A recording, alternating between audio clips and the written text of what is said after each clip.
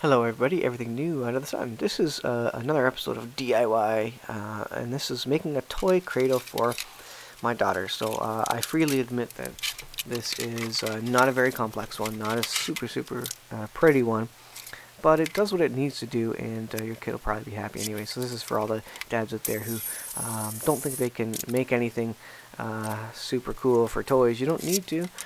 You can do something real simple and just dress it up after the fact with paint or with sheets or whatever, and you can make it nice for your kids, and your kids will enjoy it. And inevitably, it will probably get broken anyways. So this is what I did to make a little bit of one of my daughter's Christmas presents this year. I made a cradle because she has many dolls, probably 10 or 15 different dolls of different shapes and sizes. So I figured a little cradle might be nice for her since she needs some more beds for them all. So I bought a piece of plywood first off. I forget what this is called. Not melamine, but Merit or something. Minaret. I don't know. It's just really thin quarter-inch plywood, basically. And then I used some other scrap lumber. So I basically cut 3 sections of the plywood, which will form the kind of the 3 sides of the cradle. And then I went and took the 1x4 you see there, and I made basically just 2 cradle legs.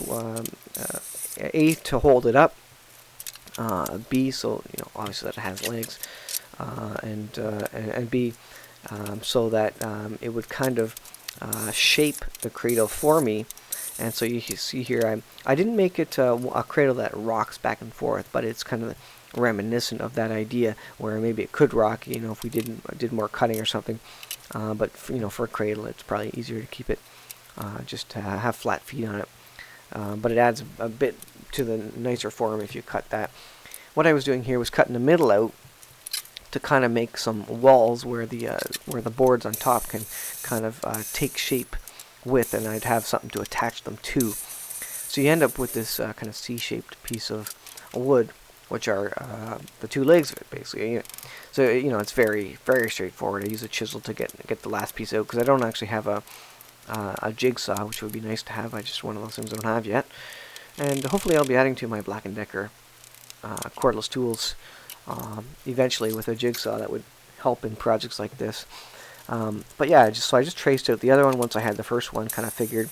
The angles are, I think they're just 45-degree angles from my speed square there. I didn't do anything special. It looked about the right angle, so that's what I used. And then of course the chisel to get the rest out there and to clean off the edges. Next I went ahead and sanded it all around. It'd be really nice if I had a belt sander, because then you could really curve off the edges and take off the edges and really make it look much better. But a few minutes with a nice coarse piece of sandpaper does a decent job as well. So I have 2 C-shaped kind of legs that basically fit the bill.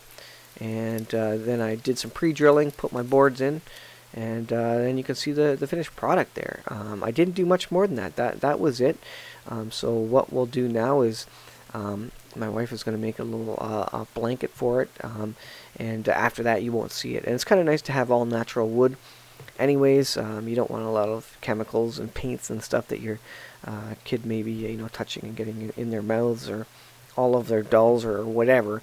And just natural straight wood is nice and clean, and you can always do something later if you really want, but a very basic cradle is what I was going after. Again, it's not super pretty, but I think my daughter will get some use out of it.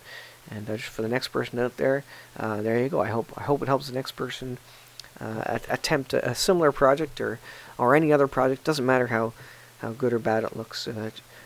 Your daughter will just appreciate that you tried to make something, and kids have wonderful imaginations, so they'll just imagine anything else that you didn't add to it that maybe they wanted. So anyways, that's what I'm going with anyways. So thanks for watching, guys. Hope that was interesting to those who want to make Christmas presents for your kids and just sort of DIY it. You don't need a lot of products or wood from the store.